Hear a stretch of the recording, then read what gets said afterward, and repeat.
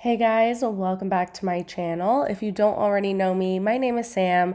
I am a licensed hairdresser, and in this video, I'm going to show you how I took my copper hair, this is what it looks like before, and how I am going to turn it into this blonde balayage, doing it all at home. So if you want to see how to do this hair transformation, just keep watching.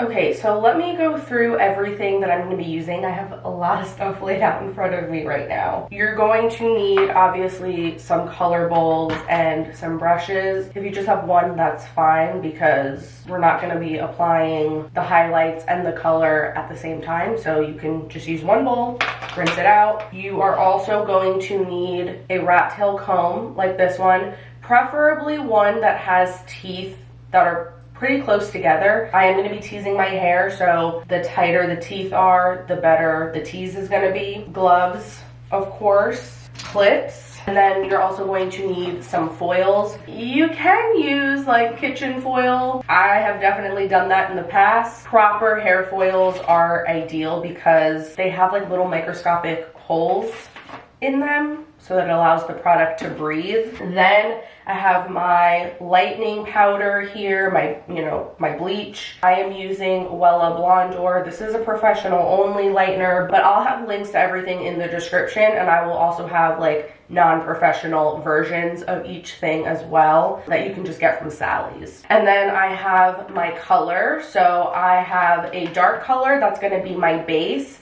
This is a color that is going to match pretty closely to my natural root color. It's in the shade 5BA, which is an ash brown. Also, this color is a cream demi-permanent. This is what I like to use. I feel like it just blends the best. It's also going to be easier come time for me to touch up my highlights and bring everything up higher, or if I decide in a few months I want to add more highlights and go blonder, this will be a lot easier to lift through than a permanent color would be. But it also has like more stick and more hold than like a liquid gloss. So cream demi-permanent. Again, I will have the non-professional version of these products in the description. And then I'm using that same color line, but in a lighter shade. This is an 8P, so a nice cool toned medium blonde. That is going to be the toner that I use for my highlights. And then of course you need developer for all of this stuff. So I have a bunch that I'm going to be kind of mixing and matching for this process. I'm going to use 5 volume for my base color, the dark color. That way it'll be deposit only because I'm not trying to lift anything. And then I have 10 and 20, which I'm probably going to like mix and match and use a combination possibly for my highlights. Because usually what I like to do when I'm highlighting is I will start with a lower developer and then I will work my way up to something a little bit stronger. That way all the highlights will process evenly and at the same speed. That way I don't have to worry about like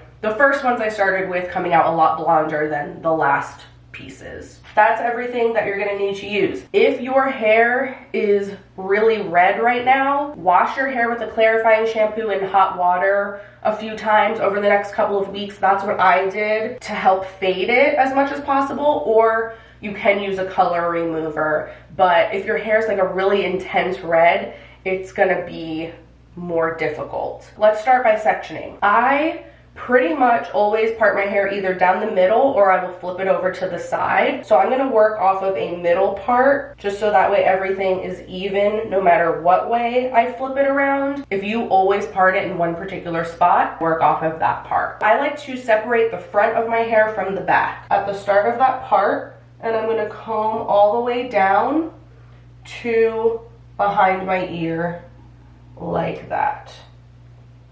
So now this side is separated front from back. I'm going to clip that back section away. I'm going to do the same thing on this side. So now I have the front sectioned separately. Now what I'm going to do is I'm going to pull my hair back, because personally when I pull my hair back in a ponytail, I do want to see the highlights around my hairline. So I want to make sure that I'm sectioning that properly. And everyone's hairline is going to be different. I always just kind of see like what shape we're working with, and I'll just kind of follow the natural hairline. Mine, if you can see, I have a little bit of a widow's peak, and then it like, I don't know, my hairline is jacked up. But I'm gonna follow that widow's peak where it dips in, and I'm gonna go back in like a diagonal back parting like that. And then this top part is going to be a separate section from this bottom part, and I'm going to do the same thing on this side. Same thing here. So now I have 4 sections in the front, and in the back right now I just have the 1 section. So I'm going to, when I'm doing my hair myself, I like to start in the back because it's just easier. If I have a bunch of foils around my face, I'm not going to be able to see what I'm doing. Then for the back, what I'm going to do is section this into 3 sections. So I'm going to pull it back like this, and where that point is in the front, I'm going to come down, separate that. Same thing on the other side. So then I'm just going to use my thumb to section this. This section doesn't need to be super thick. I'd say that's like maybe an inch, inch and a half, because this hair here, when my hair is all down, this is what's going to like fall over the back of my head. So this I want to keep separate, and then the rest of the hair in the back, I'm just going to follow that middle part, and this is probably not going to be even. That is okay. And I'm just going to separate it into 2 sections. Here's how we're sectioned. 1, 2, 3 sections in the back. We have 1, 2, 3, 4 sections in the front. Now let's get our bleach mixed up. I'm going to start with the highlights first, and then once I'm done with that, I'm going to paint everything in between with my base or low light color. I don't really measure it exactly, I just kind of eyeball it. I'll show you the type of consistency that I like. I'm going to start with 2 scoops. I'm definitely going to need to mix more, but like I said, I like to start with a lower volume and then work my way up. I'm going to start with 10 volume developer. I like it to be the consistency of like conditioner, not too runny, not too thick. When I wear my hair up, I want to be able to see the highlights all around my hairline. That includes the back hairline. Especially if you have longer hair, when you pull all your hair forward, if you're not getting back here by the hairline, it's going to be dark. So I'm going to use the tail of my comb and grab a section along the hairline. Now I'm gonna kind of zigzag. I'm going to take my foil, put my comb in front a couple inches down from the top, and then I'm gonna fold that foil, fold the top down over the comb like so, flip, and then pull the hair over top like so. And God, I can't see anything that I'm doing. I hate this. I am gonna just paint that on. Okay, so I pulled it forward actually, because it's a lot easier to see what I'm doing like that. It's so different doing your own hair versus doing it on someone else. So then toward the top, I'm gonna kind of feather this up a little bit. I do want it to go up pretty high. And then we're gonna fold that up. And then because we made that little lip, I can bring the lip down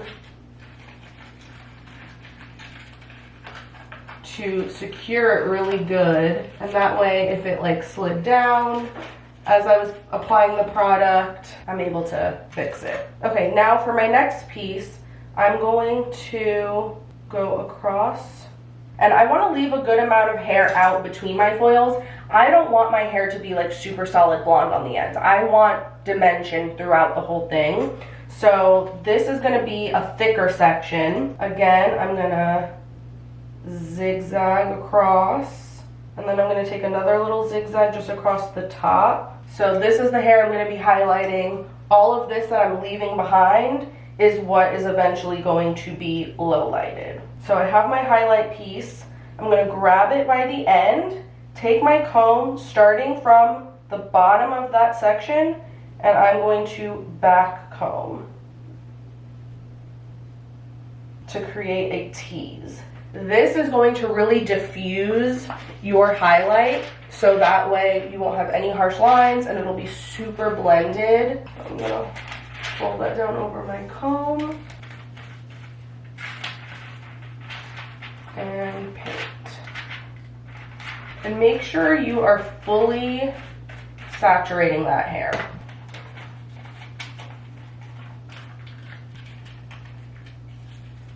Just fold that up. And I'm just going to keep repeating that same thing all the way up this section.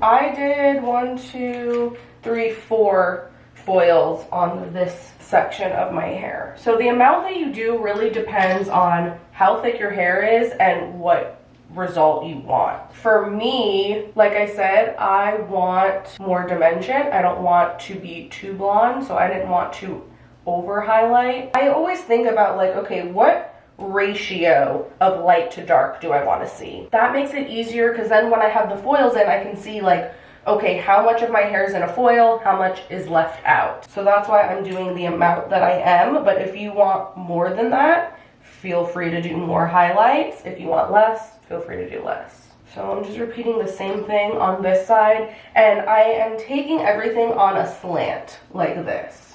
Higher up towards the front of my face, lower towards the back. That will kind of mimic the way our hair naturally falls. If you're going in at like perfectly horizontal sections, then it's gonna sit a little bit funny and look kind of like a wig, you know what I mean? This back hairline piece is tricky. I can't decide if it's easier to like flip it upside down or to pull it down. I have done thousands of foils, and even for me it's a little uncomfortable and tricky. So if you are having a hard time, maybe get someone to help you with the back, because it is kind of a pain. And try to make sure that you are placing the foils in relatively the same spot on either side of your head, so that way it comes out even. You don't want to have more foils on one side than on the other, especially in the back, because even if you do a side part in the front, you want to make sure that the back is symmetrical.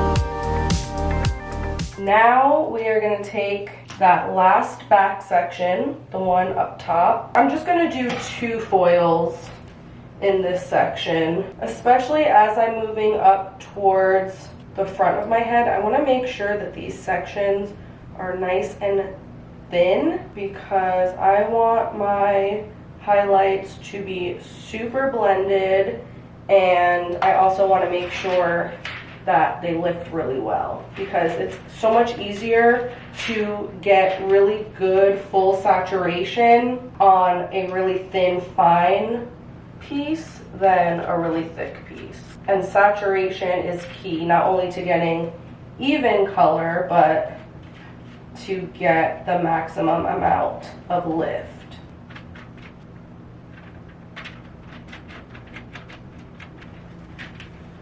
And you want to make sure you're locking them. So I fold it up, and then I will take the sides and fold in the sides.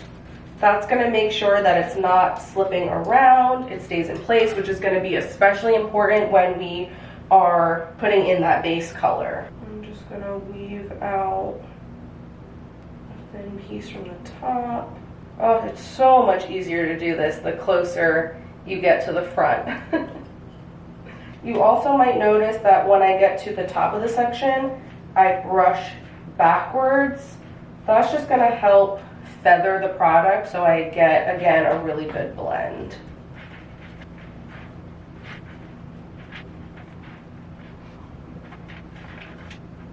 See how like underneath some of it is not fully coated? That means it's not fully saturated. So really make sure that you are moving the hair around, getting it fully saturated, and then fold, fold, and then fold in the sides. There we go.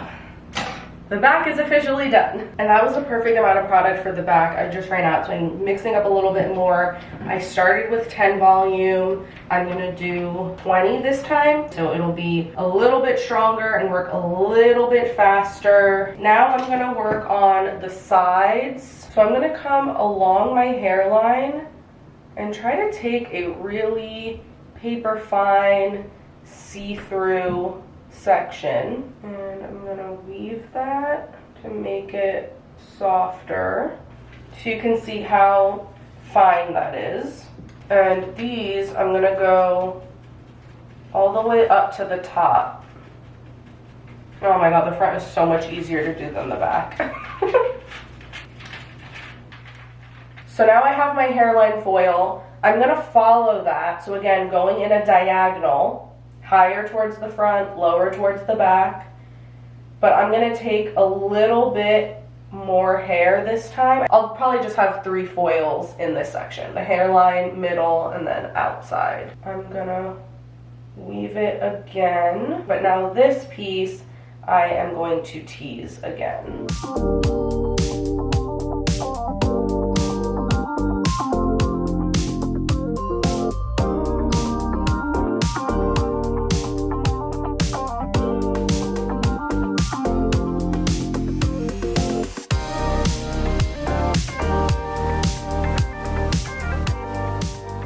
That side is done. I'm gonna do the same exact thing on this side.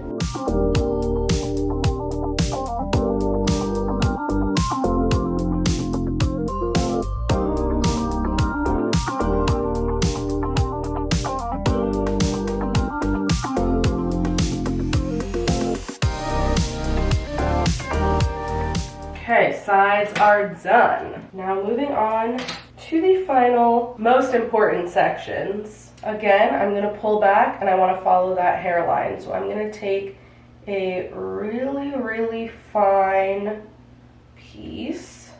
And I like to have a money piece that is a little bit bolder. I still want it to be blended and soft so that it grows out nicely, but I do like it to be bolder right there in the front. So I take a slice for my first piece.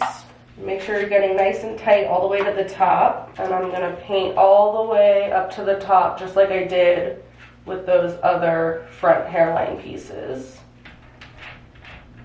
Again, make sure it's fully saturated. Then I'm going to take another piece, exact same thing, following that same line. Again, nice and baby thin. And then this piece I'm gonna weave. And again, I'm gonna go all the way up to the top.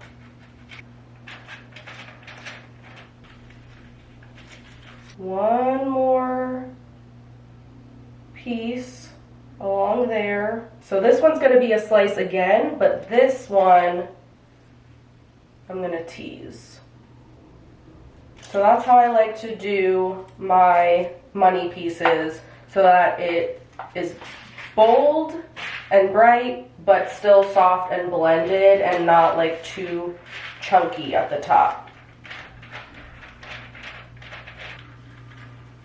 Then the rest of this section, I am just going to leave it for now, and I'm gonna do the money piece on this side.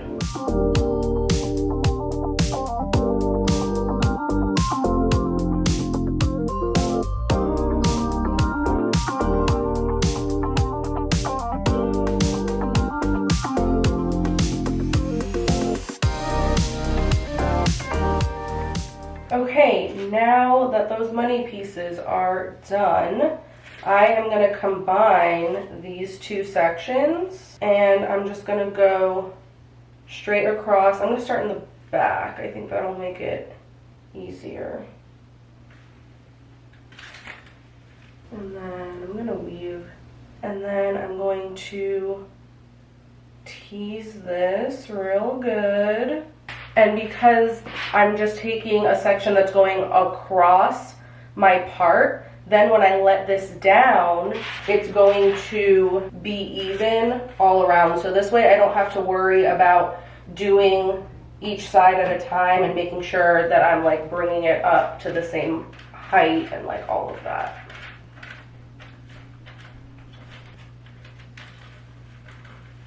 Another section across. I'm going to do the same thing. And I'm going to try my best to have these be spaced apart an even amount. Weave again. Tease.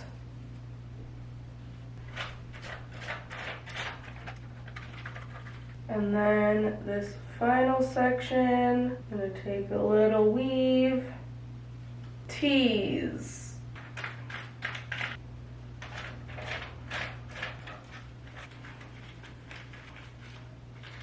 We are now done with the foils and with the bleach. Now I'm going to take my base color. So again, I'm using an ash brown. This I do want to make sure I am measuring though. So whatever color line you're using, make sure you're following the directions and using the proper mixing ratio, because some of them are a little bit different. Make sure that you are leaving a little bit of color left in the tube, just in case you have any splotchy spots from the highlights. After we shampoo everything out, when I go to do the toner, if there's any spots I notice that need to be blended out a little bit better, I can mix more of the dark color and do that then. So definitely make sure you're saving yourself a little bit of that color. And I am going to mix this with my 5 volume developer. Another reason why I did low developer with the foils, because not only does it take a while to foil your head, but now we're doing this second step.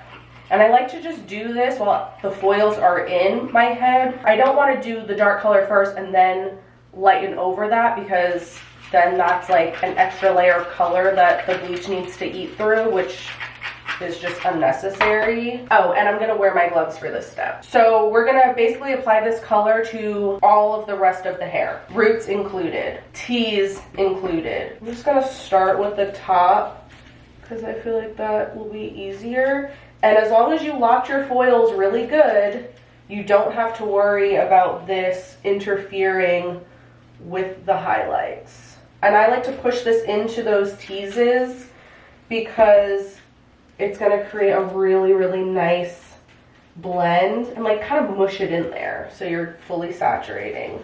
But this way, I won't have any of that red color left over.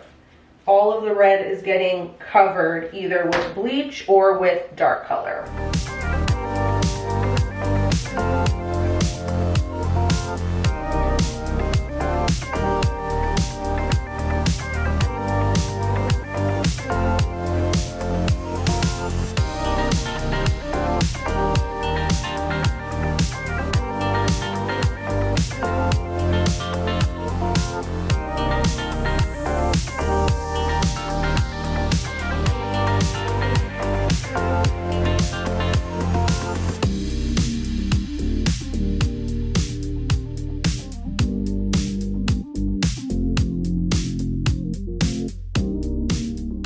I got the dark color applied, fully saturated. Now I am going to set a timer for 20 minutes. Again, just follow the instructions for the color line you are using. So I'm going to set a timer for 20 minutes because the dark color has to sit for at least that amount of time. but once the 20 minutes are up, I'm gonna check the foils, especially the last ones that I did, and I'm gonna see how they look. If they look like they need more time, I will leave it longer. The dark color, once the processing time is done, it'll pretty much just stop. So yeah, after it's been at least 20 minutes and all the foils look like they're done, I am going to shampoo and condition my hair, and then I will be back to tone the highlights. Okay. Wow. Oh my god, I'm so excited. It looks so good already. Again, I am using the shade 8P. So I'm gonna squeeze out as much of the excess water from my hair as I can. You just don't want it to be like dripping, sopping wet. And what's nice about this part is you can just saturate this all over the ends. You don't have to be super precise because this is not going to do anything. It's not going to pick up on any pieces that aren't highlighted. And if it's easier for you to section your hair when you're doing this, go for it. I am not going to. Just really make sure you comb through everything to make sure you're not missing any hairs.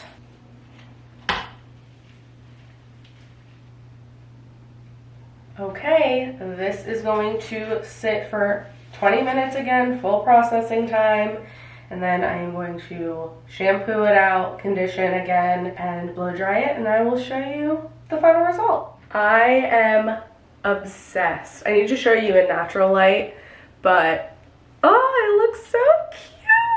I love the dimension. Let's go over to the window so you can see in natural light. Ooh, yeah.